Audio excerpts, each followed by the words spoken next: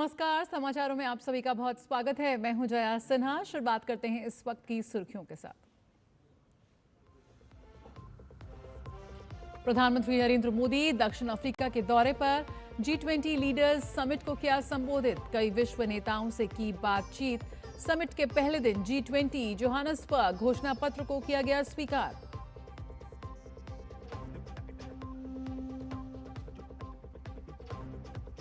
अंतर्राष्ट्रीय हथियार तस्करी रैकेट का भंडाफोड़। दिल्ली में पकड़ा गया पाकिस्तान से भेजे गए हथियारों का जखीरा। 4 गिरफ्तार।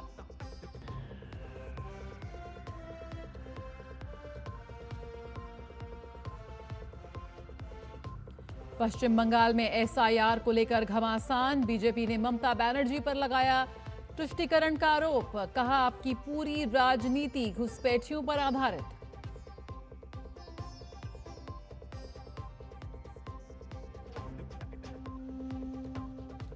आंध्र प्रदेश दौरे पर राष्ट्रपति द्रौपदी मुर्मू श्री सत्य साईं बाबा के शताब्दी समारोह में हुई शामिल। कहा, राष्ट्र निर्माण में देश भर के आध्यात्मिक संस्थाएं निभा सकती हैं महत्वपूर्ण भूमिका।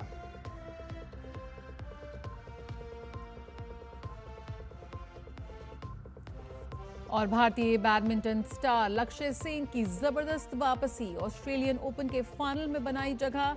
सेमीफाइनल में विश्व नंबर 6 चीनी ताइपे के चौ तिएन को दी मात।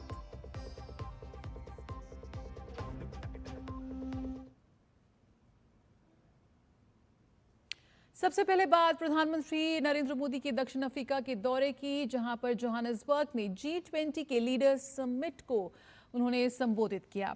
इससे पहले पीएम का सम्मेलन स्थल पहुंचने पर गर्मजोशी से स्वागत हुआ। राष्ट्रपति सिरिल रामाफोसा ने पीएम का अभिनंदन नमस्ते करके किया।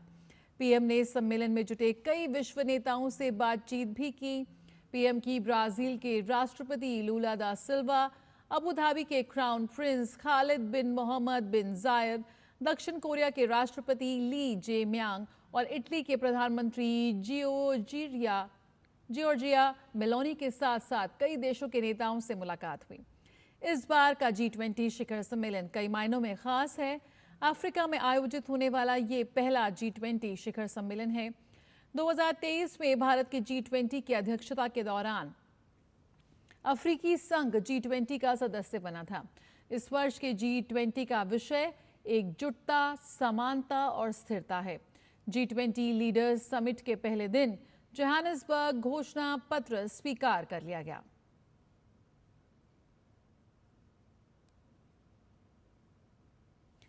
केंद्र सरकार ने एक ऐतिहासिक कदम उठाते हुए देश की 4 श्रम संहिताओं को लागू कर दिया है।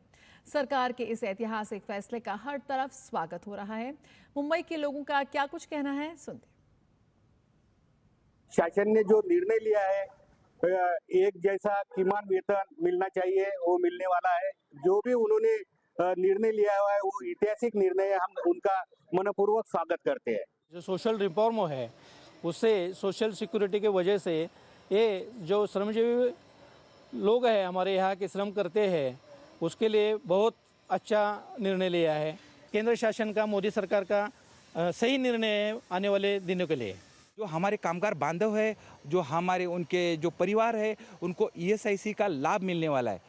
पहले क्या होता था कि एक कारखाने में अगर 10 लोग थे, 10 के ऊपर, तभी वो ESIC का लाभ मिलता था, लेकिन अब ऐसा नहीं होने वाला है। और ये केंद्र सरकार ने जो लिया है उसमें निर्णय से एक बहुत बढ़िया निर्णय है। बेनिफिट्स वर्कर्स को होंगे, साथ में जो लेडीज़ है तो उनको भी जेंट्स जितनी ही सैलरी मिले, ये एक बहुत अच्छा प्रावधान किया है ताकि जो लेडीज़ एंड जेंट्स इसमें भेदभाव ना हो। आज तक हमारे बारे में किसी ने सोचा नहीं था। कल से जो कायदा आ गया वो हमारे लिए बहुत अच्छा हो गया। इस मतलब जो कायदा आया उसका हम स्वागत करते हैं। ये निर्णय डिक्लेयर किया है उसके वजह से हमें बहुत सुकून मिल रहा है। आगे जाके हम भले वर्कर हो, हम समाज में सिर ऊंचा रख के रह सकते हैं। सरकार हमें PF, ESI या तत्सम इंश्योरेंस वगैरह जो सुविधाएं उपलब्ध करने की बोल रहे हैं उसका हम अच्छे से स्वागत करते हैं। देश भर में श्रम संहिता लागू होने से वस्त्र नगरी भीलवाड़ा के श्रमिकों में खुशी की लहर है। श्रम संहिता में केंद्र सरकार ने न्यूनतम वेतन, नियुक्ति पत्र, समान वेतन, सोशल सिक्योरिटी, ओवरटाइम पर डबल वेतन, फिक्स टर्म ग्रेच्युटी और जोखिम वाले क्षेत्रों में 100% हेल्थ सिक्योरिटी जैसी गारंटियां सभी श्रमिकों को प्रदान की हैं। इसको लेकर श्रमिकों ने केंद्र सरकार और श्रम विभाग का आभार भी जताया है। वर्तमान में 29 वेरियस एक्ट्स हैं जिसके तहत कार्य हो रहा है, जिसकी जगह 4 श्रमिक कोड होंगे, जिससे उनको बहुत सरल हो जाएगा। और दूसरा इसमें है कि श्रमिकों के लिए अभी तय सीमा से ज़्यादा काम करते हैं तो बहुत सी जगह ओवर टाइम जो नियमानुसार होता है वो नहीं दिया हो रहा है, उसकी यदि स्ट्रिक्ट मॉनिटरिंग करके इनको डबल ओवर टाइम दिया जाएगा। तीसरा है हेल्थ चेकअप का दिया है, हेल्थ चेकअप सालाना हेल्थ चेकअप करने से कार्यक्षमता बढ़ जाएगी। लास्ट में यह है कि जो ग्रेच्युटी अधिनियम के तहत अभी जो 5 साल के बाद ग्रेच्युटी एप्लीकेबल होती है, अभी SIT निश्चित कर रही है कि 1 साल में ग्रेच्युटी देंगे, तो वो भी श्रमिक कल्याण के लिए निश्चित रूप से अच्छी है। श्रम कानून के बारे में वो पढ़ करके बहुत अच्छी खुशी हुई। पहले 5 साल में ग्रेच्युटी मिलती थी और अब 1 साल में ग्रेच्युटी मिलेगी। ये हमारे श्रमिकों के लिए बहुत ही अच्छी बात है। और दूसरा एक और इसमें सबसे अच्छी बात लिखी हुई है कि हेल्थ चेकअप, जो हेल्थ चेकअप है वो हर साल अगर होगा तो वास्तव में मजदूरों के लिए बहुत ही अच्छी बात होगी। और पाकिस्तान की खुफिया एजेंसी ISI द्वारा संचालित हथियार तस्करी गैंग का दिल्ली पुलिस की क्राइम ब्रांच ने भांडाफोड़ किया है। इस गैंग से जुड़े 4 लोगों को गिरफ्तार किया गया है, जिनके पास से 10 हथियार बरामद किए गए हैं, जो तुर्की और चाइना मेड है। इस गैंग का मास्टरमाइंड अमेरिका में बैठा है। दिल्ली पुलिस के DCP क्राइम संजीव यादव से बातचीत की संवाददाता दिवांशु मल्होत्रा ने। पाकिस्तान की खुफिया एजेंसी ISI लगातार भारत में हथियारों की तस्करी कर रही थी, जिसकी भनक दिल्ली पुलिस को लगती है और इस पूरे मॉड्यूल का भंडाफोड़ किया जाता है। हमारे साथ बातचीत करने के लिए DCP क्राइम संजीव यादव जी हैं। सर, किस तरह से आपकी टीम इन तक पहुंची, क्या इनकी मॉडस ऑपरेंडी है और आखिर किस तरह से एस्टेब्लिश हुआ कि ये पाकिस्तान इस तरह से हथियार सप्लाई कर रहा था? ये हमारी एक स्पेसिफिक इन्फॉर्मेशन पे 19 तारीख को हमने 2 व्यक्ति, एक मनदीप और एक दलविंदर उनको गिरफ्तार किया था, जो पंजाब के रहने वाले हैं। इनकी इंटरवेशन से मालूम चला कि ये वेपन पाकिस्तान से ड्रोन के माध्यम से पंजाब के इलाके में ड्रॉप कराए गए थे, जहां से इन्होंने कलेक्ट कर और इनको दिल्ली NCR में सप्लाई करना था। तो इस वेपन जो आए हैं वो 3 वेपन मेड इन टर्की हैं, PX 5.7 और 5 वेपन PX 3 जो मेड इन चाइना है। तो ये वेपन बाहर से आए हैं, इनकी इंटरवेशन से भी मालूम चला हुआ है और पाकिस्तान से आ रहे हैं, तो इनका पाकिस्तान कनेक्शन भी है। सर, वहाँ से आने का जो तरीका है आखिर वो किस तरह से था, किस तरह से ड्रोन आते थे, कहाँ ड्रॉप किए जाते थे?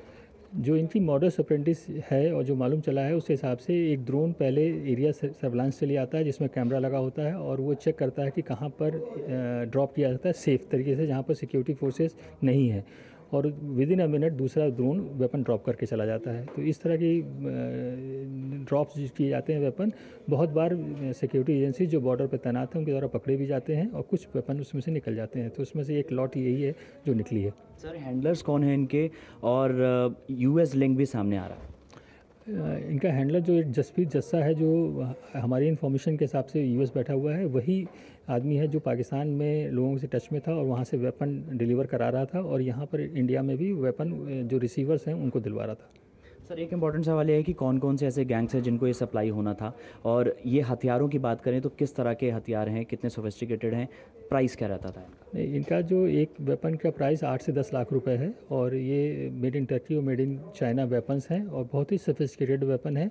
और इनका गैंग के बारे में थोड़ी जो सप्लायर हैं वो किसी एक गैंग से जुड़े हुए नहीं हैं, वो सभी गैंग को सप्लाई करते हैं। Thank you so much. So एक बड़ा गैंग को बस्ट किया है, 4 लोगों को इस पूरे मामले में गिरफ्तार किया गया है और इनके पास से काफ़ी सोफिस्टिकेटेड हथियार बरामद किए हैं। और जाहिर सी बात है कि पाकिस्तान जिस तरह से लगातार भारत में हथियारों की सप्लाई कर रहा था, इसकी भनक दिल्ली पुलिस को लगती है, जिसके बाद दिल्ली पुलिस उस पर काम करती है और इस पूरे गैंग का भंडाफोड़ किया जाता है। दिवांशु मल्होत्रा, दूरदर्शन समाचार, दिल्ली। और दिल्ली पुलिस की IFSO यूनिट ने एक अंतर्राष्ट्रीय मानव तस्करी गिरोह का भी भांडाफोड़ किया है, जो भारतीय युवाओं को म्यांमार में साइबर फ्रॉड रैकेट में शामिल करने के लिए उनको नौकरी का झांसा देकर म्यांमार भेज रहा था। दरअसल म्यांमार से डिपोर्ट हुए एक भारतीय नागरिक ने इसकी शिकायत स्पेशल सेल को की थी, जिसके बाद पुलिस ने कार्रवाई करते हुए 2 लोगों को गिरफ्तार किया। 22 अक्टूबर को म्यांमार आर्मी ने वहां एक बड़े स्कैम सेंटर पर छापा मारकर कई भारतीय नागरिकों को मुक्त कराया था, जिनको 19 नवंबर 2025 को डिपोर्ट किया गया था। वापस आए एक शख्स इम्तियाज बाबू ने शिकायत दर्ज कराई कि उसे डेटा एंट्री नौकरी का लालच देकर धोखे से म्यांमार भेजा गया था। जांच में सामने आया कि पीड़ितों को कोलकाता, बैंकॉक और म्यांमार के रास्ते वहां ले जाया गया था। पीड़ित का आरोप है कि सिक्योरिटी गार्डों की निगरानी में उनसे अमेरिकी नागरिकों को निशाना बनाकर साइबर फ्रॉड करवाया जाता था। एफआईआर दर्ज करने के बाद 20 नवंबर को कार्रवाई करते हुए इफ्सो की टीम ने दानिश राजा को बवाना से गिरफ्तार किया। पूछताछ में खुलासा हुआ कि दानिश का म्यांमार के स्कैम नेटवर्क से सीधा संपर्क था और मार्च 2025 में वो खुद डिपोर्ट होने के बाद भी रैकेट का हिस्सा रहा। पश्चिम बंगाल में एसआईआर पर विवाद थमने का नाम नहीं ले रहा। भाजपा नेता गौरव भाटिया ने कहा है कि पश्चिम बंगाल में जब से एसआईआर की प्रक्रिया शुरू हुई है, तब से हजारों की संख्या में बांग्लादेशी घुसपैठिया देश छोड़ भाग रहे हैं। घुसपैठियों को भागते देख एक ओर जहां पूरा देश प्रसन्न है, वहीं ममता बनर्जी दुखी हैं। वे कह रही हैं कि जिन बांग्लादेशी घुसपैठियों को हमने पाला पोसा, फर्जी वोटर कार्ड बनाया, अब वे चुनाव से ठीक पहले भाग रहे हैं।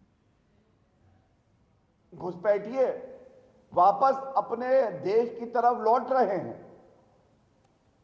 तब भारतीय खुश थे, लेकिन ममता बनर्जी आंखों में नमी लिए दुख, चिंतित और बड़ी व्यथित दिखाई दी। और ये ऐसा इसलिए है क्योंकि ममता बनर्जी सोच रही है, मैंने तुम्हें पाला पोसा, झूठे प्रमाण पत्र दिए कि समय आएगा तो ये घुसपैठिए मेरे लिए वोट करेंगे, लेकिन अब जब चुनाव का समय है तो तुम जा रहे हो। गौरव भाटिया ने कहा कि ममता बनर्जी हमेशा मुस्लिम दृष्टिकरण से पश्चिम बंगाल की सत्ता प्राप्त करती रही हैं। उनकी सारी नीतियां सनातन विरोधी रही हैं। इसलिए एक ओर जहां अयोध्या में भगवान राम का भव्य मंदिर का निर्माण हुआ और अब वहां ध्वजारोहण कार्यक्रम हो रहा है, तो वहीं टीएमसी नेता 6 दिसंबर को पश्चिम बंगाल में बाबरी मस्जिद बनाने की बात कर रहे हैं। भव्य राम मंदिर जो अयोध्या में है, उस पे पताका फहराई जा रही है, लेकिन ममता बनर्जी के इशारे पर उनके नेता हुमायूं कबीर कह रहे हैं 6 दिसंबर को पश्चिम बंगाल में बाबरी मस्जिद बनाएंगे, इसका निर्माण होगा। तो ये पूछा जाएगा, संविधान में ममता बनर्जी की आस्था नहीं है। वो एनआरसी जब लागू होता है तो कहती हैं कि एनआरसी हुआ तो देश में गृह युद्ध हो जाएगा। उनके नेता फिरहाद हकीम, जो भारत को पश्चिम बंगाल में एक जगह को कहते हैं ये मिनी पाकिस्तान है। वैसे तो पूरे देश में चुनाव आयोग द्वारा प्रायोजित एसआईआर हो रहा है, लेकिन पश्चिम बंगाल में एसआईआर को लेकर टीएमसी कार्यकर्ताओं का हंगामा थमने का नाम नहीं ले रहा। ताजा मामला पश्चिम बंगाल के चंद्रकोना इलाके का है, जहां आरोप है कि टीएमसी पंचायत सदस्य शेख शफीरुल और अमजद अली खान भाजपा के booth level in charge Himadri Dey को धमका रहे हैं। उन्हें लगातार भद्दी भद्दी गालियां दे रहे हैं और उनके घर का केवल तार भी उन्होंने काट दिया है। हिमाद्री डे का अपराध केवल इतना है कि उन्होंने एसआईआर फॉर्म भरा था। भाजपा नेता सुवेंदु अधिकारी ने गाली देते हुए टीएमसी नेताओं का ऑडियो टेप जारी करते हुए बताया कि एसआईआर प्रोसेस पश्चिम बंगाल के साथ साथ देश के कई दूसरे राज्यों में भी हो रहा है, लेकिन ऐसी अराजक स्थिति कहीं नहीं है। ममता बनर्जी ने शुरू से ही एसआईआर के खिलाफ नॉन कोऑपरेशन का रास्ता अपनाया है। वे और उनकी पार्टी एसआईआर के खिलाफ लोगों को गुमराह कर उन्हें भड़काने की कोशिश कर रही है। हालांकि पश्चिम बंगाल के आम लोगों ने एसआईआर का स्वागत किया है। हतोत्साहित टीएमसी नेता और उसके कार्यकर्ता अब लगातार लोगों को धमका रहे हैं। एसआईआर शुरू होने के साथ ही हजारों की संख्या में अवैध बांग्लादेशी और रोहिंग्या देश छोड़कर भाग रहे हैं। घुसपैठियों के इस समूह को देखकर सहज ही ये समझा जा सकता है कि कैसे टीएमसी प्रमुख ममता बनर्जी सत्ता में आने के लिए बांग्लादेशी और रोहिंग्या अवैध वोटर का इस्तेमाल करती रही हैं। सुवेंदु अधिकारी ने टीएमसी को चेतावनी दी कि इस प्रकार की धमकियों से बचें, वरना हालात और खराब हो सकते हैं। रुकेंगे एक छोटे से ब्रेक के लिए, जल्द हाजिर होते हैं।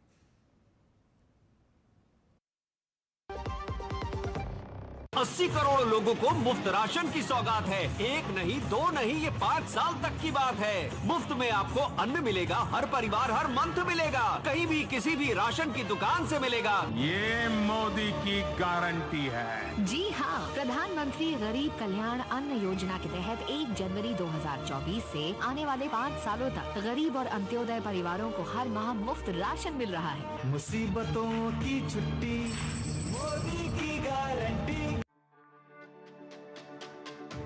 मेरी पसंद, मेरी पसंद, मेरी पसंद, मेरी पसंद,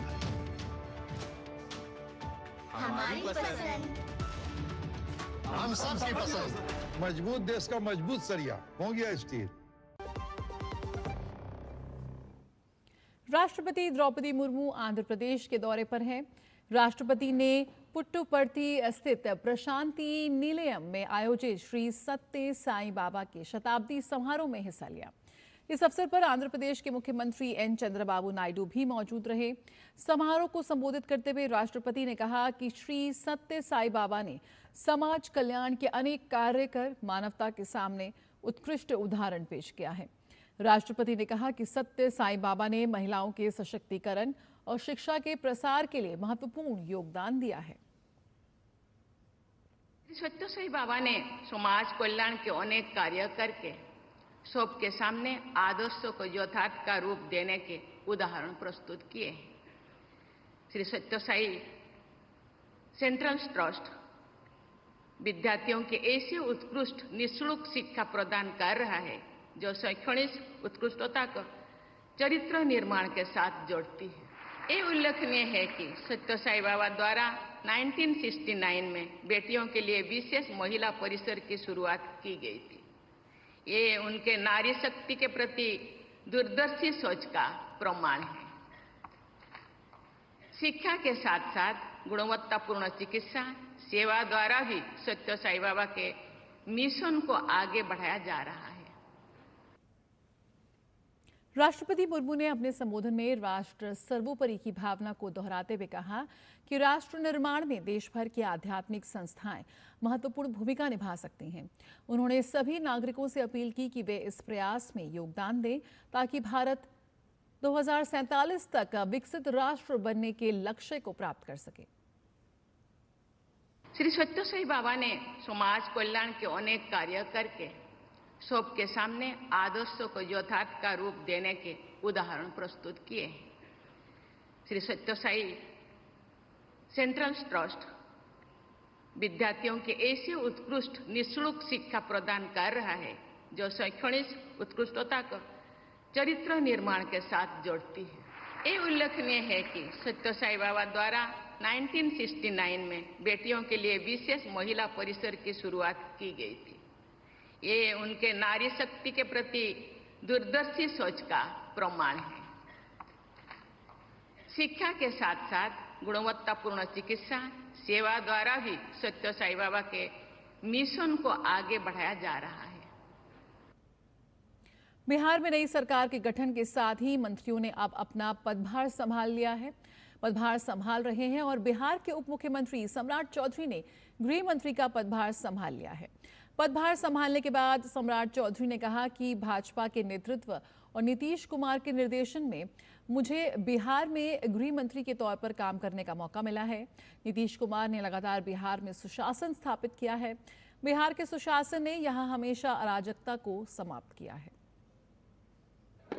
आदरणीय प्रधानमंत्री जी और मुख्यमंत्री जी के मार्गदर्शन में लगातार बिहार में सुशासन स्थापित हो, इसकी चिंता करते रहना और नीतीश कुमार जी ने लगातार सुशासन स्थापित किया और आगे भी सुशासन की पूरी व्यवस्था नीतीश कुमार जी के नेतृत्व में होगा और नीतीश कुमार जी के मार्गदर्शन में ही होगा। बिहार का सुशासन लगातार बिहार में एक अराजकता को समाप्त किया है, जनराज को समाप्त किया है, उस व्यवस्था को पूर्ण रूप से स्थापित किया जाएगा कि अपराधियों के लिए खैर नहीं है, अपराधी के लिए ये बिहार नहीं है, बिहार से बाहर ही अपराधी को जाना होगा। दिल्ली में बढ़ते प्रदूषण पर एक बार फिर सख्ती शुरू हो गई है। राजधानी में इस समय ग्रैब 3 लागू है और इसके तहत कई अहम पाबंदियां प्रभावी हो गई हैं। ग्रैब 3 के फेज 2 के तहत सरकारी दफ्तरों में 50% कर्मचारियों को वर्क फ्रॉम होम की व्यवस्था लागू की गई है। दिल्ली की सीमाओं पर आने जाने वाले सभी वाहनों की कड़ी निगरानी की जा रही है। साथ ही जहां भी धूल और प्रदूषण की संभावना है वहां लगातार पानी का छिड़काव कराया जा रहा है ताकि हवा की गुणवत्ता और खराब ना हो। गैप 3 का फेज़ 2 है, जिसके अंदर जो वर्क फ्रॉम होम है 50% एम्प्लॉयज़ जो हैं वो घर से काम करें। दिल्ली के अंदर डीपीसीसी के माध्यम से, हमारी सारी नोडल एजेंसीज के माध्यम से निरंतर हम ऐसी आइडेंटिफाई कर रहे हैं जितने भी हमारे सड़कों के ऊपर स्वीपिंग का काम है उसको एमआरएस के माध्यम से 100% करा रहे हैं रात को, और उसमें भी हम रात को नाइट शिफ्ट में करवाने का काम कर रहे हैं।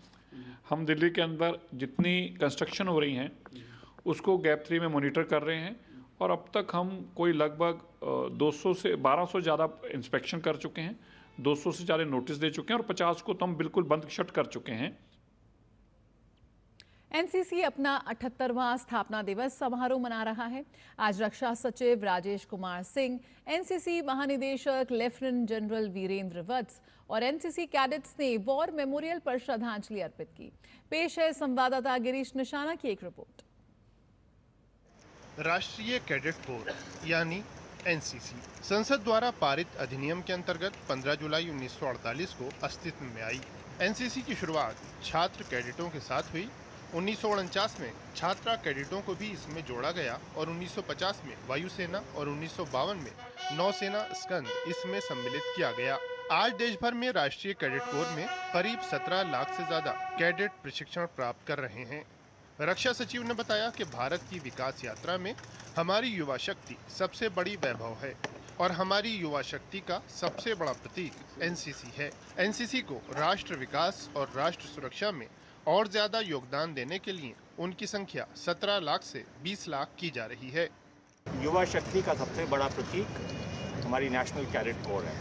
नेशनल कैडेट कोर को हम राष्ट्र विकास और राष्ट्र सुरक्षा में और अधिक योगदान देने के लिए हम उनकी जो संख्या है वो 17 लाख से 20 लाख करने वाले हैं। उनको और अधिक स्किलिंग और दूसरे प्रोग्राम्स में शामिल करके उनका योगदान बढ़ाने की हम कोशिश कर रहे हैं ताकि वो राष्ट्र सुरक्षा और राष्ट्र विकास दोनों में आगे बढ़कर हिस्सा ले सकें। 78वें स्थापना दिवस पर एनसीसी महानिदेशक ने कैडेटों को बधाई दी। उन्होंने बताया कि 20 लाख कैडेटों की संख्या में से करीब 40% संख्या छात्रा कैडेटों की है। उन्होंने एनसीसी के विस्तार के साथ साथ प्रशिक्षण के आधारभूत ढांचे को और ज्यादा बेहतर बनाने की बात पर बल दिया। 78th एनसीसी डे के मौके पर मैं तमाम कैडेट्स, ऑफिसर्स और स्टाफ को हार्दिक शुभकामनाएं देता हूँ। Out of strength of about 20 lakhs, about 40% of our strength comprises girl cadets. NCC के एक्सपेंशन के साथ साथ अभी हमारा फोकस है जो ट्रेनिंग इंफ्रास्ट्रक्चर थ्रू इंडिया है उसे हम और बेहतर बना रहे हैं और मॉडर्न टेक्नोलॉजी को एनसीसी करिकुलम में इंट्रोड्यूस कर रहे हैं। एनसीसी का ध्येय एकता और अनुशासन है। देश में एनसीसी के कुल 17 निदेशालय हैं, जिसमें कैडेट सामाजिक कार्य और सामुदायिक विकास की गतिविधियों में हमेशा बढ़ चढ़कर हिस्सा लेते हैं। राष्ट्रीय कैडेट कोर का लक्ष्य कैडेटों को समाज के अच्छे नागरिक बनाने और उन्हें जीवन के प्रत्येक क्षेत्र में योग्य और अग्रणी बनाने के लिए उनमें चारित्रिक गुणों का विकास करना है। एनसीसी को देश ही नहीं बल्कि दुनिया का भी सबसे बड़ा युवा वर्दीधारी संगठन भी कहा जाता है। ये संस्था न केवल कैडेटों को एकता और अनुशासन का पाठ पढ़ाती है बल्कि चरित्र निर्माण में भी इसकी अहम भूमिका है। कैमरामैन पीयूष वर्धन के साथ गिरीश निशाना, डीडी न्यूज, दिल्ली। और भारतीय बैडमिंटन स्टार लक्ष्य Sen Australian open badminton tournament के फाइनल में पहुंच गए हैं। लक्ष्य ने सेमीफाइनल मुकाबले में चीनी ताइपे के चोउ टिन चेन को 17-21, 24-22, 21-16 से शिकस्त दी। लक्ष्य ने इस मुकाबले को 1 घंटे 26 मिनट में अपने नाम किया।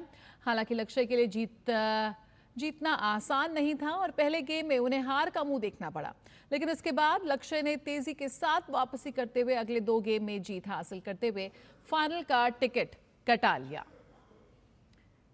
तो सेमीफाइनल में लक्ष्य सेन की शानदार परफॉर्मेंस। इसी के साथ इस बुलेटिन में फिलहाल इतना ही। मुझे दीजिए इजाजत। नमस्कार।